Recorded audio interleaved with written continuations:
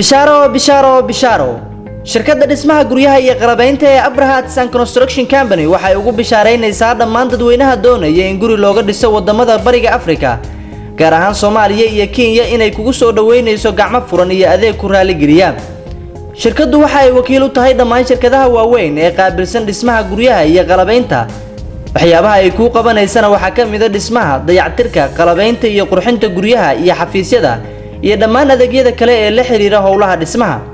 Abrahat San Construction Company waxa ay ka howlgashaa wadamada bariga Afrika. xafiiskooda ugu weyn waxa uu ku yaalaa magaalada Nairobi ee caasimadda dalka Kenya. wixii faahfaahin intaas si dheeraadana kala xiriir telefoonada shaashada ku qoran.